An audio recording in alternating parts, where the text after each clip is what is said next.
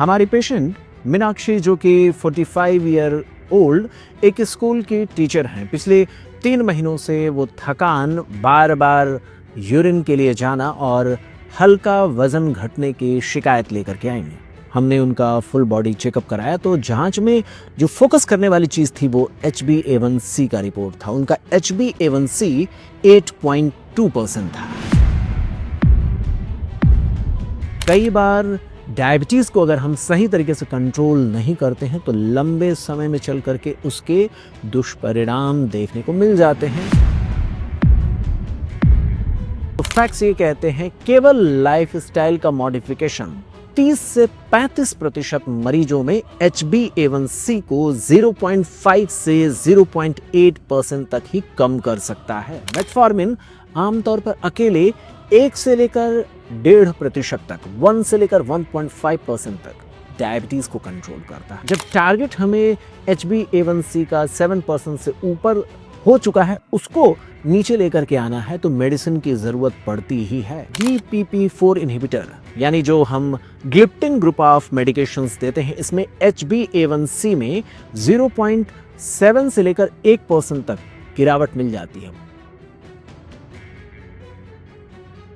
नमस्कार दोस्तों, आज हम बहुत ही महत्वपूर्ण चर्चा आपके साथ करने वाले हैं जिसमें हम वैज्ञानिक तथ्यों, ऑथेंटिक रिसर्च पेपर पर आधारित जो मिली हुई जानकारी है उसके आधार पर डायबिटीज से संबंधित बहुत सारी बातों को आपके सामने रखने का प्रयास करेंगे। बहुत सारे रहस्यों को, बहुत सारे आपकी जो जिज्ञासा होगी उसको शांत करने का प्रयास करेंगे। इसमें हम 3 अलग अलग पेशेंट की रियल केस स्टडी को आपके सामने रखने की कोशिश करेंगे। इसमें हम ADA, EASD, लैंसेट और NEJM जैसे विश्व स्तरीय गाइडलाइंस के डेटा के आधार पर डायबिटीज को कैसे कंट्रोल किया जाता और किन मरीजों में कौन सी मेडिसिन अच्छी होती है, इसके बारे में इतनी जानकारी देंगे कि आप अपने स्तर पर थोड़ी सी अपनी बीमारी की समझ रख सकें। यहाँ पर हम HbA1c के सुधार में कितना बड़ा टारगेट होता है, उसके आधार पर कौन सी मेडिसिन ज़्यादा अच्छी होती है, उसका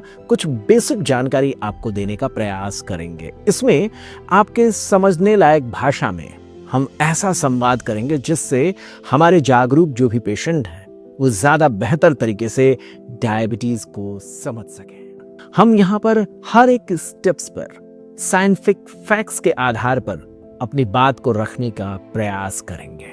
कोई भी भ्रामक जानकारी नहीं होगी, सारी बातें तथ्यों के आधार पर होगी और मेरी पूरी कोशिश है कि आप अपनी बीमारी को, उसके इलाज को कुछ इस स्तर पर समझ सकें कि आप अपने लिए ज्यादा अवेयर हो सके। कोई भी मेडिसिन खुद से शुरू नहीं करना है, लेकिन दवाइयों के बारे में थोड़ी सी बेसिक जानकारी जरूर होनी चाहिए।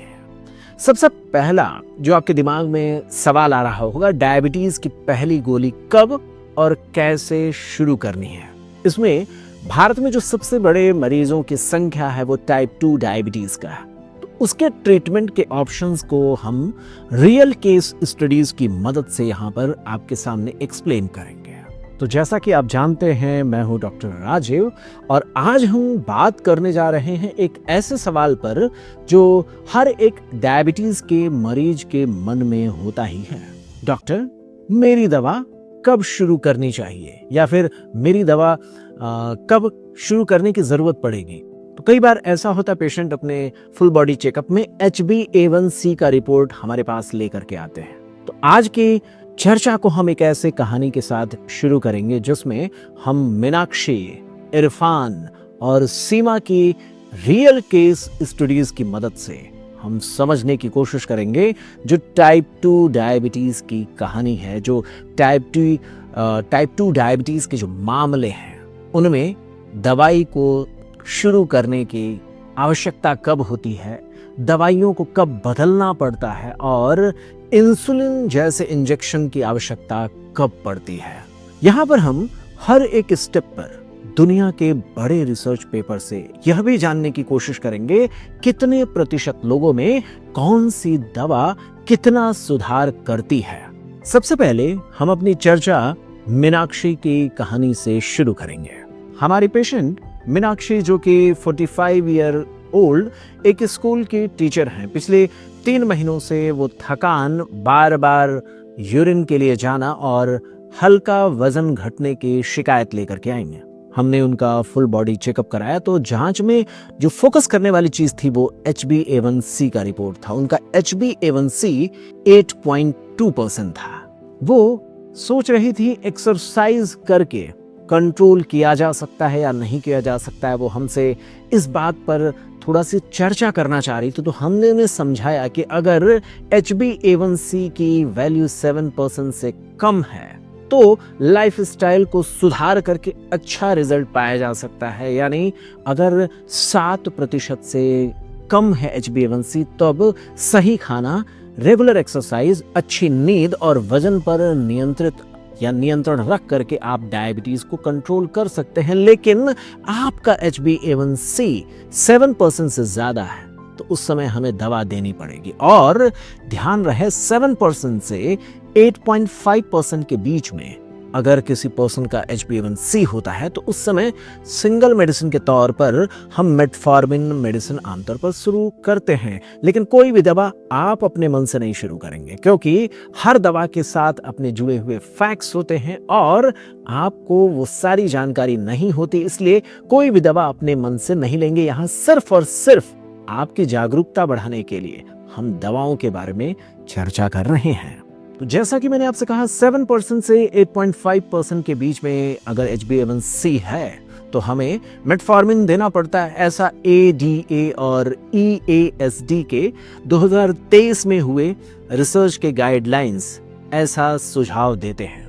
बहुत सारे लोगों के मन में होगा कि अगर हम सिर्फ लाइफस्टाइल को सुधार करके डायबिटीज को कंट्रोल करना चाहें तो फैक्ट्स ये कहते हैं केवल लाइफस्टाइल का मॉडिफिकेशन 30 से 35% मरीजों में HbA1c को 0.5 से 0.8% तक ही कम कर सकता है। इसी वजह से जब टारगेट हमें HbA1c का 7% से ऊपर हो चुका है उसको नीचे लेकर के आना है तो मेडिसिन की जरूरत पड़ती ही है। इसलिए जो तमाम ऐसे लोगों की बातें हैं, शुगर जड़ से खत्म, ऐसा वैसा, तो ऐसे भ्रामक जानकारियों से बचें, क्योंकि कई बार डायबिटीज को अगर हम सही तरीके से कंट्रोल नहीं करते हैं तो लंबे समय में चल करके उसके दुष्परिणाम देखने को मिल जाते हैं। तो इसलिए सतर्क रहें, जागरूक रहें, अपनी बीमारी को समझें। और मैंने आपसे कहा कि अगर 7% से 8.5% का मामला है तो कौन सी दवा? केवल मेटफॉर्मिन। मीनाक्षी के लिए हमने मेटफॉर्मिन मेडिसिन की ही शुरुआत की। यह सबसे सेफ और रिसर्च बेस्ड मेडिसिन है। हर दवा के साथ बहुत सारी जुड़ी हुई ऐसी कॉम्प्लिकेशंस होती हैं जो सामान्य मरीज नहीं जानते, इसलिए किसी भी मेडिसिन को खुद से शुरू नहीं करना है। आमतौर पर इस मेडिसिन की शुरुआत सिंगल टाइम यानी दिन में एक बार 500 mg देकर की जाती है। 2 हफ्ते के बाद अगर टॉलरेंस अच्छा होता है तो सुबह और शाम यानी मॉर्निंग एंड इवनिंग दोनों ही टाइम 500 mg दिया जा सकता है। इसको खाना खाने के साथ लेना होता है। जरूरत पड़े तो दिन भर में इसकी अधिकतम मात्रा 1500 mg तक ले जा सकते हैं। और इसमें एक टाइम, हालांकि रिकमेंडेशन कहते हैं रात की डोज को 1000 mg तक ले जा सकते हैं, लेकिन आप सुबह के डोज में भी आप 1000 mg तक इसके डोज को बढ़ा सकते हैं सिंगल टाइम, और दूसरे टाइम के लिए 500 mg तक रख सकते हैं। ऐसा डॉक्टर्स और दुनिया भर के रिसर्च के डेटा से हमें एक पैटर्न समझ में आता है। लेकिन फिर मैं आपसे कहूँगा मेडिसिन अपने साथ बहुत सारी ऐसी जानकारी रखती हैं जिसको हम 10 से 15 मिनट के डिस्कशन में आपके सामने नहीं रख सकते, इसलिए दवा खुद से कभी नहीं शुरू करना है। मेटफॉर्मिन दुनिया भर में पॉपुलर क्यों है? क्योंकि इसमें शुगर के घटने का, अचानक से गिरने का रिस्क नहीं होता, हाइपोग्लाइसीमिया का रिस्क नहीं होता है। मेटफॉर्मिन आमतौर पर अकेले 1 से लेकर 1.5% तक, 1 से लेकर 1.5% तक डायबिटीज को कंट्रोल करता है। करीब 3 महीने तक लेने के बाद 65 से 70% मरीजों में ब्लड शुगर नॉर्मल रेंज तक आ जाता है। ऐसे मरीज जिनका डायबिटीज 7% से 8.5% है वो रेगुलर एक्सरसाइज कर रहे हो, वजन पर ध्यान दें, नींद अच्छी लें और डाइट पर कंट्रोल रखें, तो इन सारी चीज़ों के द्वारा बहुत ही अच्छा रिस्पॉन्स आता है। 3 महीने के बाद जब आप दोबारा HbA1c करवाते हैं तो इससे जो रिपोर्ट्स आते हैं वो काफी पॉजिटिव आते हैं। मेटफॉर्मिन के साथ एक अच्छी बात यह है कि ये वेट को भी कम करने में मदद करता है, तो इसलिए 2 से 3 किलोग्राम तक या उससे भी ज्यादा वेट इसके द्वारा कम होते हुए देखा गया है। जैसे हमारी जो मरीज मीनाक्षी रही हैं, उनका HbA1c 8.2 से 3 महीने के बाद 6.9 हो गया था। वो अपने लाइफ को कुछ इस तरीके से बदलती हैं, रेगुलर एक्सरसाइज भी करती हैं, डाइट को भी कंट्रोल करती हैं और 3 महीने बाद वो हमें बताते हैं कि अब उन्हें थकान नहीं लगता है। जो यूरिनेशन के लिए जाने की समस्या थी वो भी कंट्रोल हो गई है और वो ज्यादा अपने आप को पहले से एक्टिव महसूस कर रही हैं। तो इसलिए ऐसे मरीज जिनमें शुरुआती लेवल पर डायबिटीज को कंट्रोल करना है, मेटफॉर्मिन एक अकेली दवा है जिसके डोजेस हम अपने हिसाब से मैं अपने तौर पर एक डॉक्टर के तौर पर बढ़ा करके अपने मरीजों को राहत देता हूं। लेकिन कई बार ऐसा होता है हमें डुअल थेरेपी 2 मेडिसिन का कॉम्बिनेशन देना पड़ता है। जैसे हमारे जो मरीज इरफान 52 ईयर के रहे हैं, थोड़े ओवरवेट पे हैं, पेट पर उनके चर्बी है, मींस एब्डोमिनल फैट है, HbA1c का लेवल 8.9 हो चुका है, 8.9% यानी 8.5% से ज्यादा। इसलिए केवल मेटफॉर्मिन दिए जाने पर उनका मामला कंट्रोल नहीं हो रहा था। हमने उन्हें सुझाया अब हमें एक और दवा जोड़नी पड़ेगी और खास तौर पर डायबिटीज के मरीजों में वजन को ध्यान में रखते हुए दूसरी दवा का चुनाव किया जाता है। इसके अलावा मरीज की दूसरी कंडीशंस जैसे वो कार्डियक पेशेंट हैं या नहीं हैं, किडनी का कोई इश्यू तो नहीं है, इसके अलावा मरीज का डायबिटीज किस स्टैंडर्ड तक कंट्रोल करना वो भी एक टारगेट होता है हमारे सामने। तो हमने इरफान के लिए DPP-4 इनहिबिटर, विल्डाग्लिप्टिन, सिटाग्लिप्टिन जैसे मेडिकेशंस जो इंसुलिन की सेंसिटिविटी को बढ़ाती हैं, ग्लूकोज आधारित इंसुलिन के रिलीज होने की मात्रा को बढ़ाती हैं, ऐसी मेडिसिन को हमने उनके साथ ऐड किया। कुछ और ऑप्शंस भी हैं जैसे SGLT2 इनहिबिटर जिसमें डेपाग्लिफ्लोजिन, एम्पाग्लिफ्लोजिन जो शुगर को यूरिन से बाहर निकाल करके डायबिटीज को कंट्रोल करता है। इन दवाओं को भी हम मेटफॉर्मिन के साथ ऐड कर सकते हैं अगर HbA1c की वैल्यू 8.5% से ज्यादा हो गई हो। ये जो SGLT2 इनहिबिटर या फिर DPP-4 इनहिबिटर ये वेट को न्यूट्रल रखते हैं। कुछ ऐसे मामलों में जहां सल्फोनाइल यूरिया जैसे मेडिकेशंस जिसमें ग्लिमिप्राइड बहुत पॉपुलर है, जो इंसुलिन को ज्यादा से ज्यादा रिलीज करने को प्रेरित करती है, ये मेडिसिन शुगर को बहुत अच्छे लेवल पर नियंत्रित करती है, लेकिन इसका खतरा होता है कि इससे शुगर का लेवल डाउन जा सकता है। इतना ही नहीं, अगर मरीज पहले से ओवरवेट है तो उनका वेट भी बढ़ सकता है, इसलिए ग्लिमिप्राइड जैसे मेडिकेशंस देते समय थोड़ी सावधानी रखनी होती है। अगर हम NEJM 2021 और ADA 2023 के रिसर्च डेटा को देखें तो वो क्लियरली बताते हैं कि DPP-4 इनहिबिटर यानी जो हम ग्लिप्टिन ग्रुप ऑफ मेडिकेशंस देते हैं, इसमें HbA1c में 0.7 से लेकर 1% तक गिरावट मिल जाती है। बहुत अच्छी दवा है, 24 घंटे तक काम करती है। SGLT2 इनहिबिटर जिसमें हमने ग्लिफ्लोजिन जैसे मेडिकेशंस को रखा था, उसमें HbA1c को 0.8% से 1.2% तक हम उसमें गिरावट पा सकते हैं। वेट भी वहां पर कम किया जा सकता है, वेट 2 से लेकर 5 किलोग्राम तक 3 महीनों में कम हो सकता है। तो इस तरीके से SGLT2 इनहिबिटर मेडिकेशंस बहुत अच्छे होते हैं ऐसे मरीजों में जिनमें वेट थोड़ा ज्यादा हो। सावधानी हर दवा के साथ बरतनी होती है जिसके बारे में हमने अलग से चर्चा कर रखा है। सल्फोनाइल यूरिया जिसमें हम ग्लिमिप्राइड जैसे मेडिकेशंस को लेते हैं, बहुत अच्छी मेडिसिन है। इसमें इस अकेली मेडिसिन के द्वारा HbA1c को 1 से लेकर 1.5% तक कम किया जा सकता है, लेकिन दिक्कत यही है कि हाइपोग्लाइसीमिया का रिस्क है। अगर पर्सन पहले से ओवरवेट है तो इस दवा को देते समय हमें सावधानी बरतनी ही होगी। अब बात करते हैं इरफान की।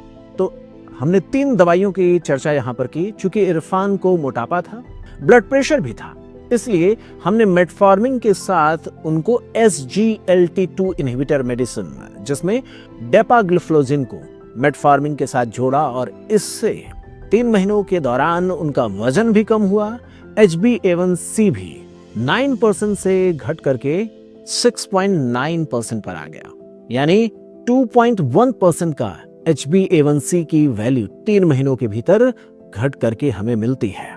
डुअल थेरेपी का टारगेट कब हम लेते हैं तो HbA1c 8.5% से अगर ज्यादा हो गया है। लेकिन बहुत सारे ऐसे मरीज हैं जिसमें बहुत बड़े नंबर में HbA1c बढ़ा हुआ होता है, जैसे 10.8%। जैसा कि हमारे सीमा एक पेशेंट रही है 58 ईयर ओल्ड, उनका HbA1c 10.8% तक बढ़ चुका था। सीमा को पहले से ही ब्लड प्रेशर और हार्ट डिजीज की भी दिक्कत रही है। तो ध्यान रहे, अगर मरीज का HbA1c 9 या 10% उस रेंज में अगर जा रहा है, उससे ऊपर है 9%, 10% से अगर ज्यादा है, तो उस समय मरीज के लक्षण ज्यादा खतरनाक हो चुके होते हैं और अब हमें इंसुलिन के इंजेक्शन देने की सलाह देनी पड़ती है।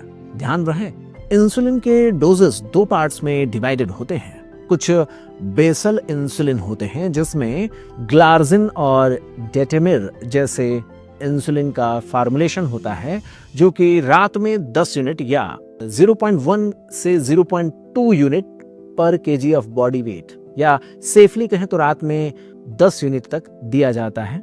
इसके अलावा जो प्रारंभिक दवा मेटफॉर्मिन दिया जाता रहा है, उसको हम कंटिन्यू रखते हैं, क्योंकि बड़े लेवल पर हमारा टारगेट है HbA1c की वैल्यू को कम करने का, तो इसलिए हमें इंसुलिन के इंजेक्शन को जोड़ना पड़ा है। थोड़ी सी बात इंसुलिन के इंजेक्शन के और डिटेल में भी किया जा सकता है, लेकिन उसको हम एक विस्तार से अगले लेक्चर में बात करेंगे। 2020 में दुनिया भर के डायबिटिक एसोसिएशन के रिसर्च के अनुसार ये देखा गया है कि इंसुलिन के जोड़े जाने से 90% मरीजों में HbA1c को 3 महीने के भीतर 2 से 3% तक घटाया जा सकता है। इसलिए अगर HbA1c की वैल्यू 10% से ज्यादा आता है, तो ऐसे मामलों में हमें इंसुलिन के इंजेक्शन लगाने की सलाह देनी पड़ती है। दुनिया भर में समय समय पर ऐसे रिसर्च हुए जिसमें डायबिटीज के लिए इस्तेमाल की जाने वाली दवाओं के कारण हार्ट और किडनी की समस्या को भी कंट्रोल करने में कई मामलों में मदद मिला है। जैसे GLP-1 एगोनिस्ट, कुछ इंजेक्टेबल मेडिसिन है जिसमें सीमाग्लूटाइड, लिराग्लूटाइड जैसे मेडिकेशंस आती हैं जो हार्ट अटैक के रिस्क को कम करती है, लेकिन ये भारत में ज्यादा पॉपुलर नहीं है। इसीलिए हम यहाँ पर जो चर्चा में लिए हैं वो कुछ खास कॉम्बिनेशंस पर ही आपके साथ चर्चा किए हैं। सीमा जैसे बहुत सारे मरीजों की कहानी और उसमें डर भी छिपा होता है कि डॉक्टर साहब हमारे साथ समस्या भी है और हम कितने दिनों तक हम इंसुलिन का इंजेक्शन लगाते रहेंगे, हमारे लिए ज़्यादा दिक्कत हो जाएगा, क्या हम बहुत लंबे समय के लिए इस पर आधारित हो जाएंगे, इंसुलिन को लंबे समय तक लेना पड़ेगा, क्या वे कभी भी दोबारा टैबलेट को नहीं ले पाएंगे? तो ऐसे मरीजों के लिए हम बताना चाहते कि इंसुलिन कोई सजा नहीं है। ये इंसुलिन का इंजेक्शन थोड़े दिनों के लिए आपके बॉडी के सपोर्ट सिस्टम को बनाए रखने के लिए दिया जा रहा है। जब शुगर कंट्रोल हो जाएगा तो इंसुलिन की डिपेंडेंसी को धीरे धीरे घटा दी जाएगी और दोबारा आप टैबलेट पर आ जाएंगे। जैसे सीमा का जो HbA1c की वैल्यू 10.8% था, उनको 3 महीने बाद इंसुलिन रेगुलर लेने के कारण उनमें एक बड़ा ही चमत्कारिक रूप से डायबिटीज को कंट्रोल होते हुए देखा गया। उनके HbA1c की वैल्यू 3 महीने के बाद 6.5% मिली। तो इस तरीके से पता चलता है कि पेशेंट की स्थिति कैसी है और कितना शुगर हमें कंट्रोल करने का टारगेट है, उसके आधार पर हम मरीजों के लिए मेडिसिन तय करते हैं। एक मरीज के तौर पर आपको क्या करना है? इस लेक्चर का जो टारगेट है वो ये है कि आप अपने लिए जागरूक रहें, कोई भी दवा खुद से ना शुरू करें और हर मरीज को अपने बीमारी के प्रोग्रेशन ट्रैक को लगातार इवैल्यूएट करना चाहिए। HbA1c के टेस्ट को हर 3 महीने में जरूर करवाते रहना चाहिए। ADA 2023 का डेटा कहता है कि जो मरीज रेगुलर मेडिसिन ले रहे हैं उनको HbA1c को इवैल्यूएट करने के लिए 3 महीने पर अपना टेस्ट करवाना है। और नए मरीजों के लिए बात बहुत स्ट्रिक्टली कही जाती है, अगर आपने नया डायबिटीज की दवा लिया तो हर 3 महीने पर टेस्ट कराएं। अगर आपका डायबिटीज कंट्रोल है और बेसिक हेल्थ फैसिलिटीज ज्यादा दूर हैं, आपकी कंडीशन स्टेबल है, तो आप 6 महीने पर भी HbA1c करवा सकते हैं। लेकिन अगर आप नए मरीज हैं तो 3 महीने पर अपने वैल्यूज को इवैल्यूएट कराते रहें। ध्यान रहे, डायबिटीज के मरीजों को अपना HbA1c को 7% के नीचे ही रखना है और इन दवाइयों के साथ साथ वजन को कंट्रोल करना, अच्छी नींद लेना, स्ट्रेस को नहीं रखना, रेगुलर एक्सरसाइज को अपनी जिंदगी का हिस्सा बनाना, इससे आप अपने ओवरऑल बीमारी को कंट्रोल कर पाएंगे। डायबिटीज को कंट्रोल करने का मतलब सिर्फ शुगर को कम नहीं करना है, आपको ओवरऑल अपनी फिटनेस पर ध्यान देना है, रेगुलर एक्सरसाइज करना है, ताकि हार्ट, किडनी और आंखों की जो समस्याएं हैं, जो डायबिटीज के कारण आगे चल करके प्रोग्रेस हो सकती हैं, उनको आपको प्रोग्रेस होने से रोकना है। इसलिए दवाइयों के अलावा डाइट पर ध्यान, रेगुलर एक्सरसाइज, और रेगुलर एक्सरसाइज कितना, हफ्ते में कम से कम 150 मिनट का, 7 दिनों के भीतर जितना भी आप एक्सरसाइज करें कम से कम 150 मिनट का करें, तो ही आप एक स्वस्थ जीवन आगे जीने के लिए अपने लाइफ को आगे ले जाएंगे।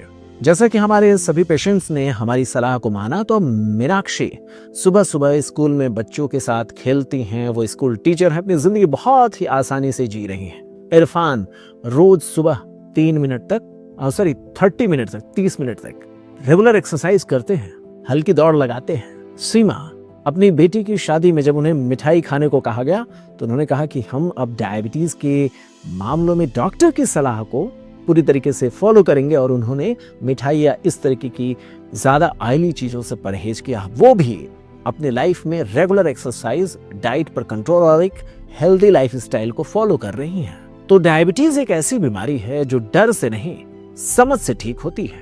अगर आपने सही वक्त पर सही दवा और सही लाइफस्टाइल को अपनाया, तो आपका शरीर, मन और आपका दिल हमेशा खुश रहेंगे, आप पूरी तरीके से एक्टिव रहेंगे और एक स्वस्थ जीवन जीते रहेंगे। इस तरीके की जानकारी के लिए आप हमारे चैनल के साथ जुड़े रहिए। आप हमें सब्सक्राइब भी कर सकते हैं, हमसे जुड़े रह सकते हैं। नमस्कार।